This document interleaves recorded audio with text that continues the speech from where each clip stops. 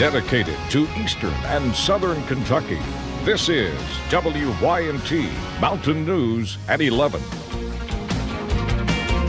Good evening, I'm Justin Case. Today was an off day for the University of Kentucky in Jacksonville, so our Will Puckett took a trip to the location of the UK pep rallies and learned more about their signature spirit.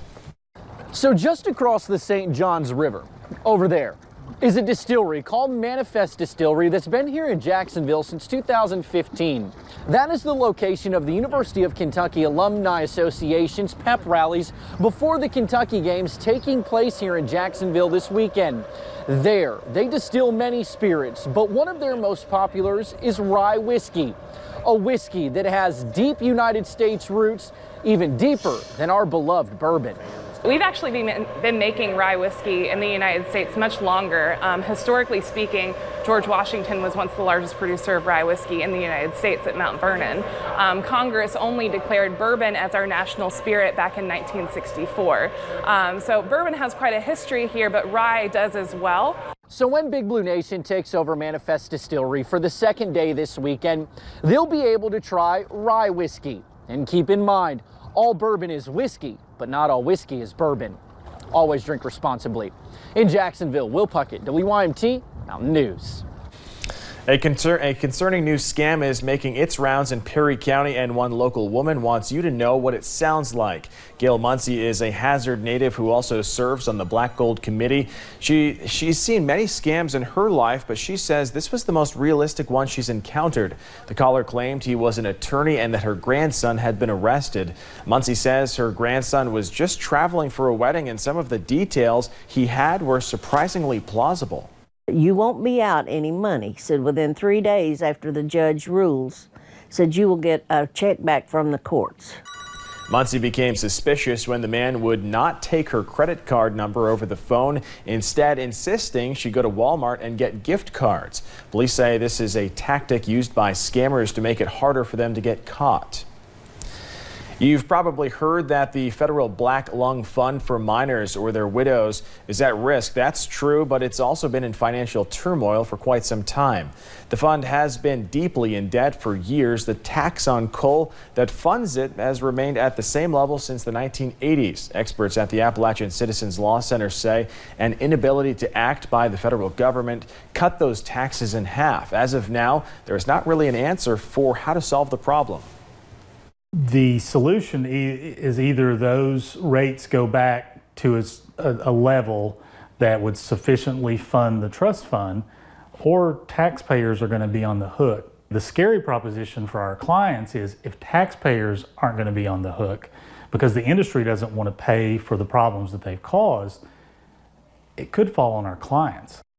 Local lawmakers have said they will continue to fight for minors with black lung and work to find sustainable solutions for the problem.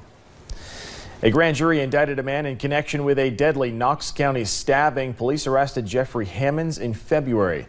They say he killed Charles Davidson. Investigators told us he stabbed Davidson multiple times with a kitchen knife. Davidson faces murder and tampering with evidence, among other charges. Crews were out searching for Danny Tin Can Napier this morning, this time with dogs. Emergency responders believe he fell into the North Fork of the Kentucky River at the end of February when the river was very high. Several organizations joined in on the search today. Napier's family tells us they are grateful for everyone who came out. His niece describes him as a caring man. He loves kids a lot. Now, he bought us a trampoline about every summer when we were little. Anyone with information about Napier's disappearance is asked to contact Kentucky State Police Post 13 at 606-435-6069. Lake Cumberland is continuing to go down. A Facebook post from the Army Corps of Engineers says the headwater elevation at the lake is now about 731 feet. They say all 10 spillway gates are still open. The lake reached a record high level on February 26th. Earlier this year, Prestonsburg native Nathan Armstrong thought he had the flu when he passed out. But that was one of many symptoms of something much worse, a rare form of cancer. Now the 23-year-old is battling for his life. Friends, family, and community members came together and organized a benefit concert Friday evening. The money raised at the event will help Nathan's family travel with him to Texas, where he is currently receiving treatment.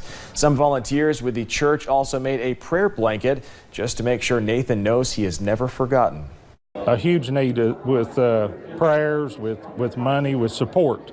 Just a phone call or text telling people that we love them. We're thinking about them, and you know, that also goes a long way with people. With more than 150 people in attendance, the concert helped raise more than $6,000. There is a special account set up at the Citizens Bank for the family if you would like to make a donation.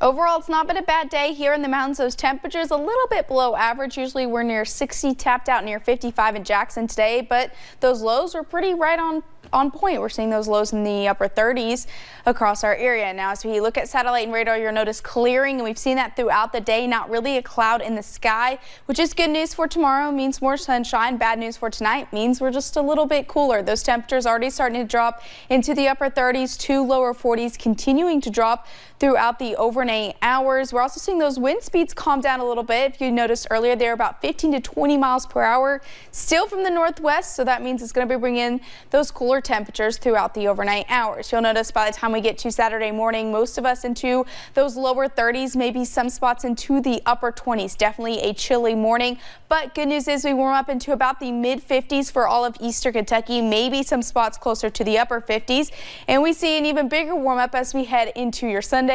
Along with a few clouds, you'll notice those overnight temperatures into the lower 30s by your Sunday morning. And as you look at the rest of that extended forecast, you'll notice that bigger warm up for your Sunday. We're going to see temperatures into the upper 60s. We're also going to see those rain chances returning a little bit later Sunday into Monday. Big cool down for Tuesday, but the good news is, Justin, we do warm up quite quickly as we head into the rest of the work week. Paige, thank you. And thank you for staying up late with us tonight on Mountain News. Marcus Browning and Tommy Poole will have scores and highlights from across the NCAA tournament, plus a preview of both Kentucky games tomorrow as the men's team faces Wofford, while the women begin their journey against Princeton. The Appalachian Wireless Sports Overtime is coming your way right after the break.